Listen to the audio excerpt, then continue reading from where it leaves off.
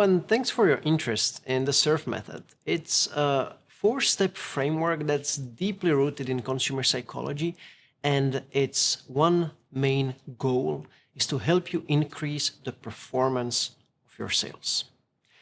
We've spent years testing it, refining it in countless projects for dozens of clients across different industries, and the one thing we know is that it actually works.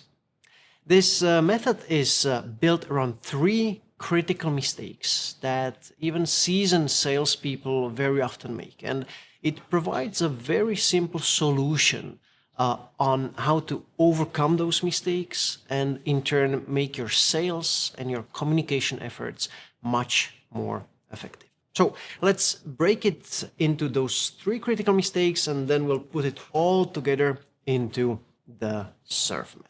So the first and probably the most important of the three mistakes is the following.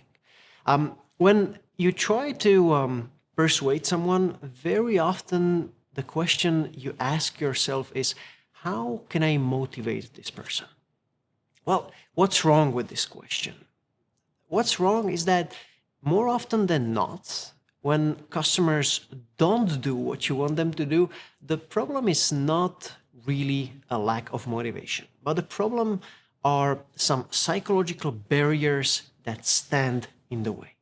And if you only focus on increasing motivation and you neglect the barriers, well, it simply might not work. So the most important thing you should do before you even think of motivating is to ask yourself a very simple question. Why not? Why isn't my customer doing what I want them to do? The second mistake when it comes to motivation, because motivation, don't get me wrong, motivation is also very important, is that we tend to think of motivation only in terms of decreasing price and adding more benefits. And again, what's the problem with this? Well, the problem is that research shows that up to 90 to 95% of decisions happen subconsciously. But how? Where do they originate? And most importantly, how can you influence them? Well, and that's what consumer psychology is about. And since the majority of purchase decisions are subconscious, logic might not really work. So if you only focus on logical arguments like decreasing price and increasing the number of benefits, well, it might not work. That's the first problem. And the second problem is that it's actually quite expensive. So what should you do instead? And here the keyword is context, because context is your super weapon. So what is the context?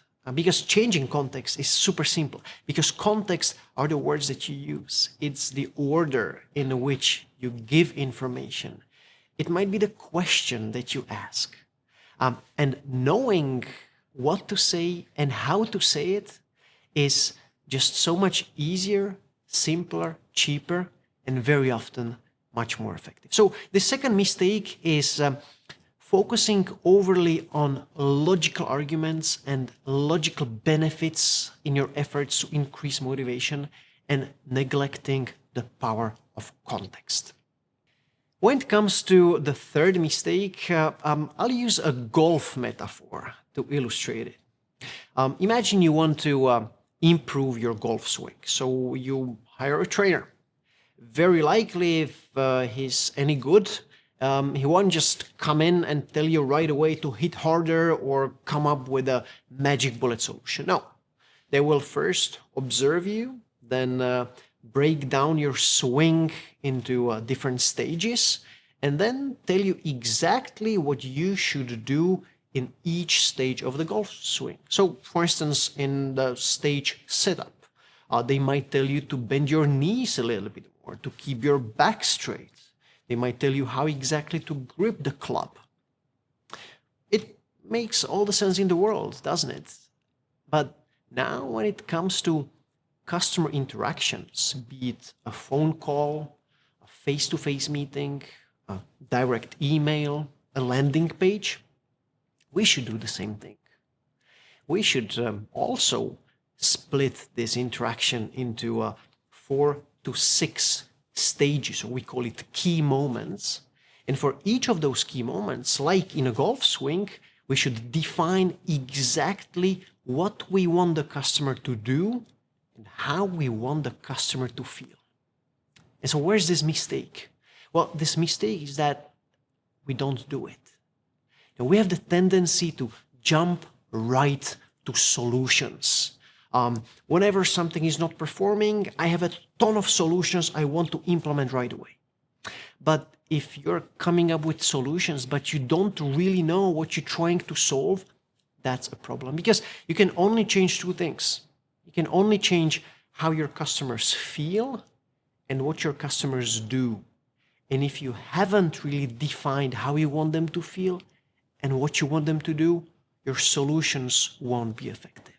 So this third mistake is jumping to solutions before you have defined the so-called behavioral goals.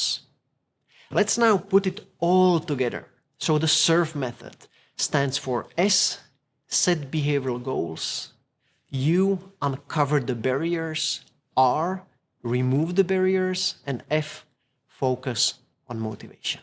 Of course, when we use a SERVE method on a specific case, we have a toolbox of barriers that we use. Very often we work with things like uncertainty, the perceived efforts, psychological reactance, or the zone of acceptance. And we try to identify those, and we have very clear and specific tools on how to remove those barriers. And the same goes for motivation. We have a set of clearly defined behavioral principles from consumer psychology that we use to change the context and thus make your communication more effective.